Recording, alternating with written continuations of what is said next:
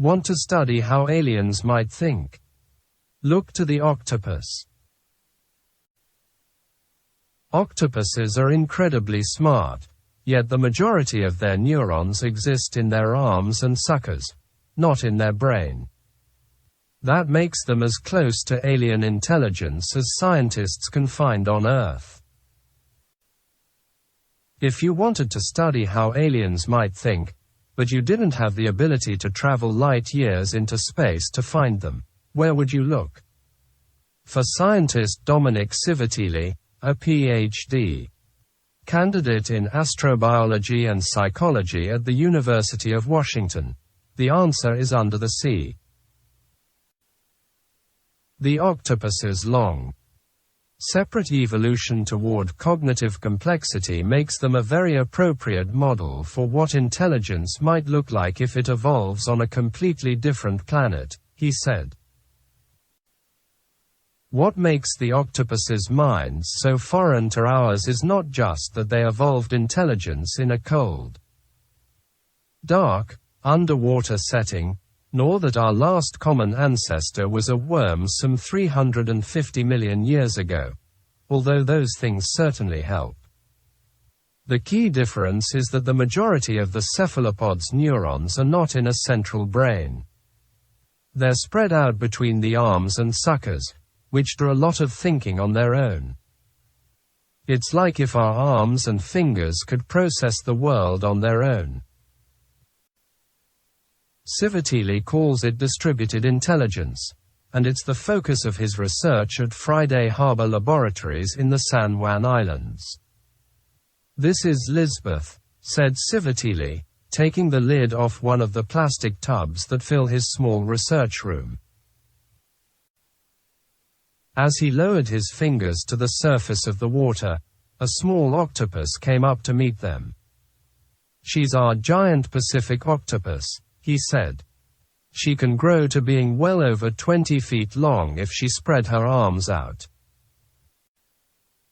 Right then, her arms spread only a foot or so, as they explored Civitilli's fingers.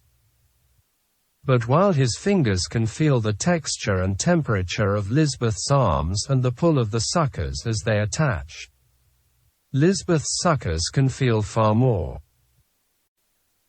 "Our fingertip might have 400 mechanical receptors," he said. "A given sucker might have tens of thousands of mechanical and chemical receptors on it. So each sucker is many times more mechanically sensitive than one of our fingertips is, and it also has the benefit of being able to taste and smell the world around it. And it is able to do this because each sucker has a local computation center, where most of this information is being processed." In other words, the suckers not only feel, taste and smell.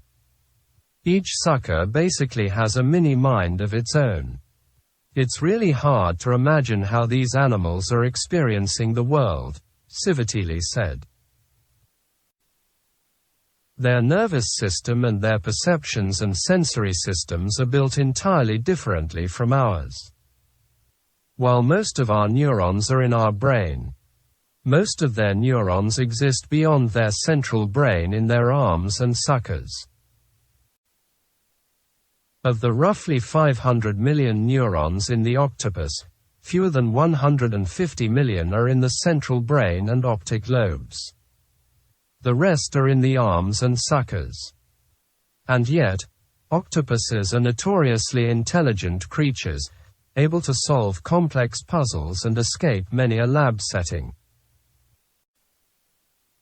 To try to figure out how this distributed intelligence works, Civitilli created a plastic puzzle box that contains holes giving the octopus arms access to changeable rows of crevices similar to what it would find in a rock wall or reef.